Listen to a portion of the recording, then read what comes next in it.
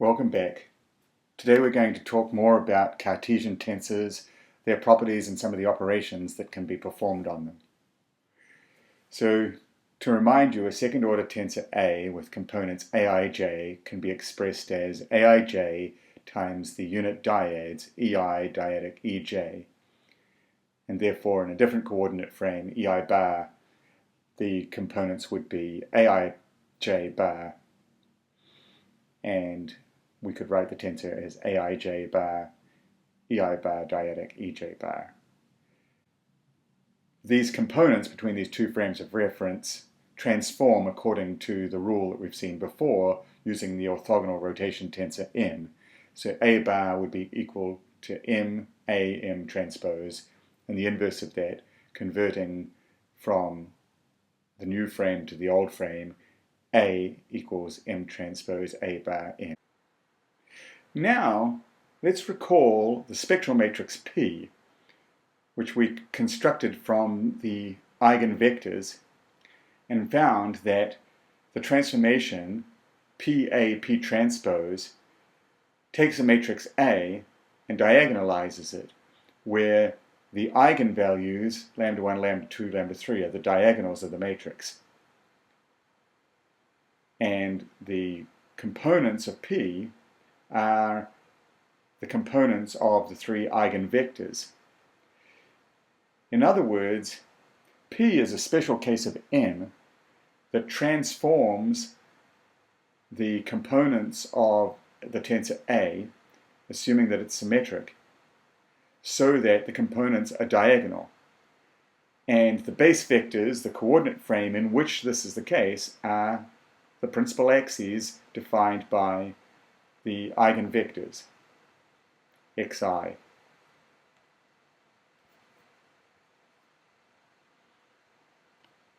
So that suggests that for any symmetric tensor, we can always find a frame of reference in which the off-diagonal components go to 0 and all that are left are the diagonal components, which are the eigenvalues. And that frame of reference is defined by the three mutually orthogonal eigenvectors, which define the principal axes. And the eigenvalues along the diagonal of the tensor in this frame of reference are called the principal values.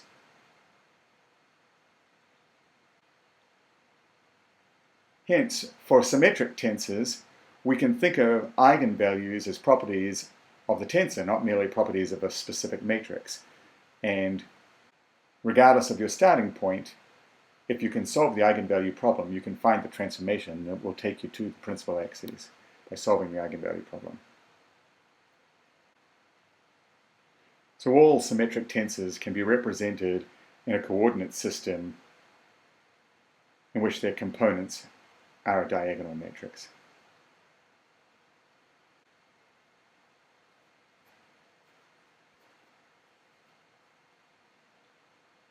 So let's consider some properties of tensors that we've already seen of matrices. So one of them is the transpose. So in the same way that we can take the transpose of a matrix, we can define the transpose of a tensor A to be aji ei by ej, or in a different frame of reference, aji bar ei bar dyadic ej bar. In other words, if you take the transpose of the matrix representing a particular tensor in one frame of reference, and you transform that to a new frame of reference, you'll get the transpose of the tensor components in that new frame of reference. Similarly, we can define a symmetric tensor such that A is equal to A transpose, or aij equals aji. So symmetry is not only a property of a matrix, but it's also a property of a tensor. If the matrix representing a tensor in one coordinate frame is symmetric, then the matrices representing it in every coordinate frame will be symmetric. So the same is true for skew symmetry. So a skew symmetric tensor would be defined as A equals minus A transpose. If we take the combination of tensors A plus A transpose, then this must always be symmetric, because the transpose of A plus A transpose would be A transpose plus A. Similarly, if we take the difference A minus A transpose, then that tensor would always be skew or antisymmetric, because the transpose of A minus A transpose would be A transpose minus A, which is its negative. And it's simple to see that it's always possible to decompose any second order tensor into a symmetric part called sim A, which is 1/2 of A plus A transpose, and a skew part called skew A, which is 1/2 of A minus A transpose. And this is the so-called symmetry decomposition, and is useful in continuum mechanics, particularly when we look at fluids. Now, let's consider the invariance of a second-order tensor.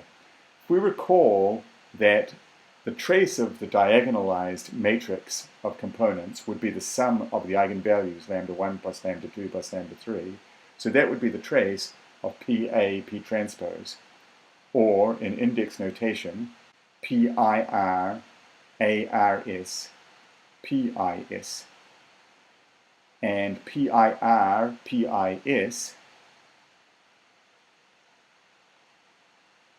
given the orthogonality of P, would be delta RS, and delta RS by ARS equals ARR, which is the trace of A. So you see that the trace of the matrix is also the sum of the eigenvalues, and since P is an orthogonal matrix, the trace is really a conserved quantity. So whether we evaluate the trace in one coordinate frame or another coordinate frame or the principal axes, it's always the same. It's always the sum of the eigenvalues. And so the trace of a tensor is a conserved or invariant quantity. So even though the specific components of the matrix change as we change our frame of reference, the sum of the diagonals doesn't. It's an invariant.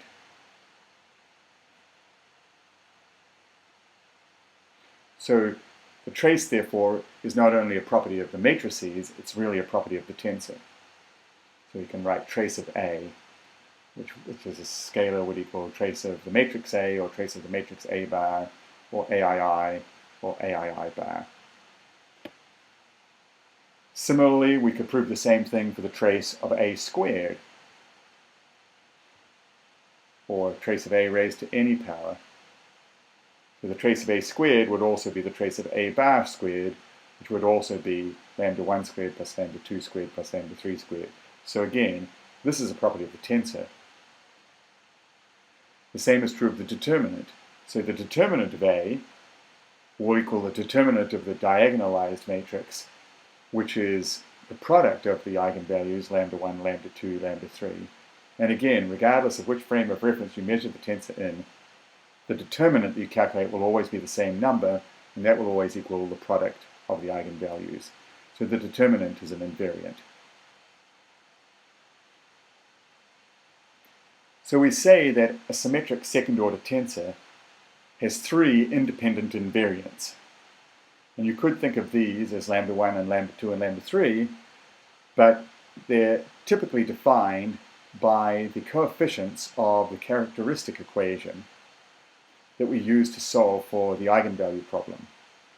Remember, for a 3 by 3 matrix, the characteristic equation is a cubic, for which lambda 1, lambda 2, lambda 3 are the roots. So the characteristic equation is the determinant of A minus lambda I is equal to 0.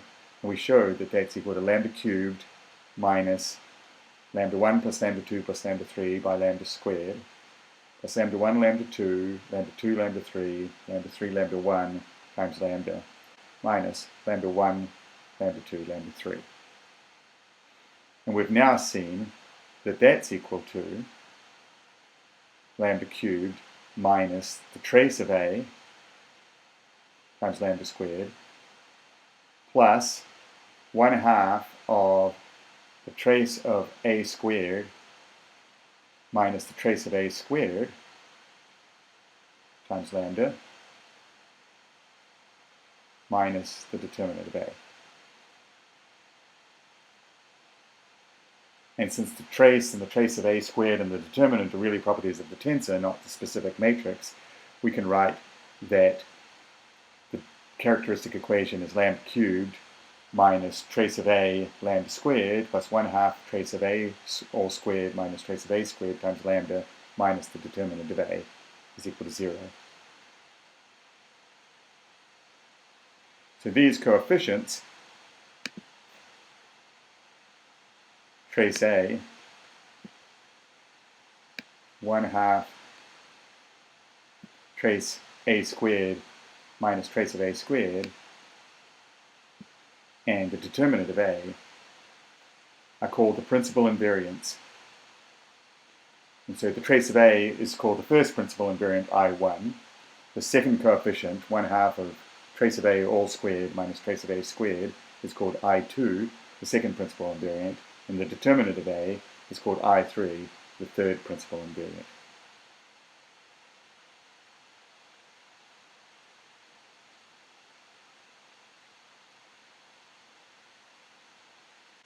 Next, we'll introduce a useful operation on a tensor, or a useful variation of the tensor, called a deviatoric tensor, or we sometimes talk about taking the deviator of a tensor. So the deviator of the tensor A is denoted A prime, and is defined as A minus 1/3 times the trace of A times I, the identity tensor. So in other words, what we've done is we've subtracted 1/3 of the sum of the diagonals from each of the diagonals. So component-wise, Aij prime is equal to Aij minus 1/3 delta Ij times Akk.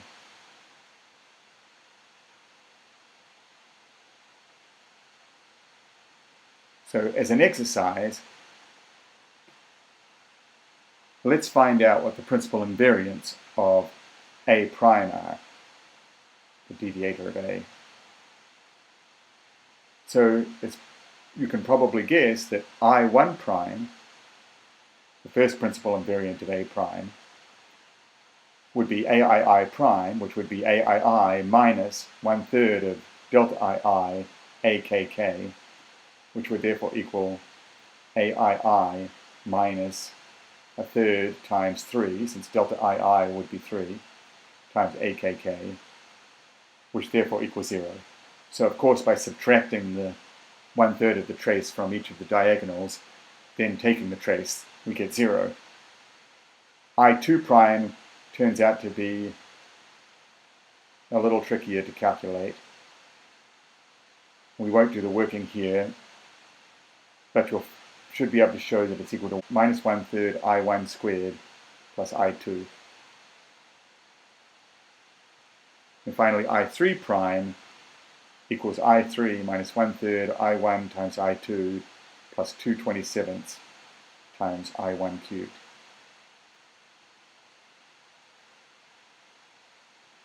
So we'll leave the proof of these results to you as an exercise. Next, let's talk about vector and tensor calculus. So you're familiar with the operations of vector calculus, and these can be applied to tensors as well. So for a scalar field phi, as a function of x1, x2, and x3, you know that the gradient of that scalar field is a vector that points in the direction of the greatest change. So grad phi equals del phi del xi by ei. So it's a vector with components being the partial derivatives of that scalar function with respect to each of the coordinate directions. For a vector field, A of x1, x2, x3, or AI of xj by ei, we can compute the divergence of A.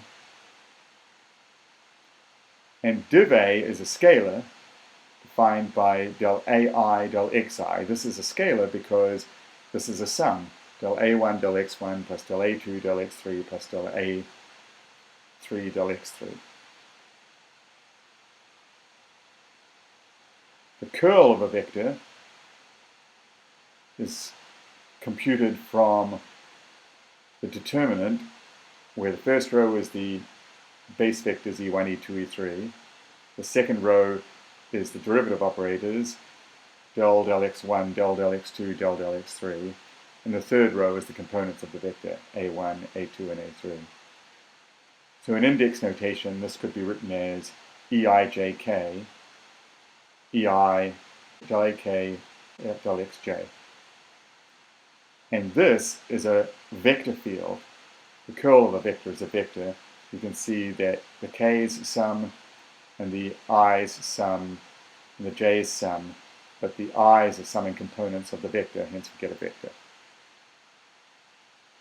And this vector would look like del a3 del x2 minus del a2 del x3 would be the e1 component, the x1 component. Del a3 del x1 minus del a1 del x2 would be the second component.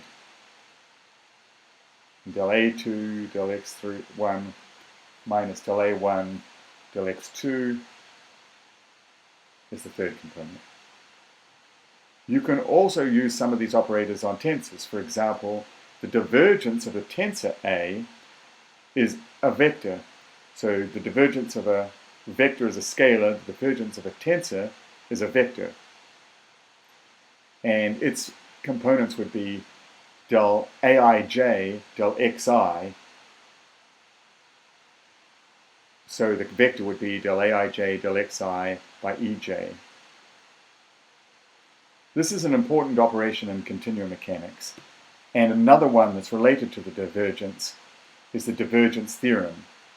And so the divergence theorem is for the integral of the divergence of a vector field over a three-dimensional region R can be related to the dot product of that vector field and the outward normal n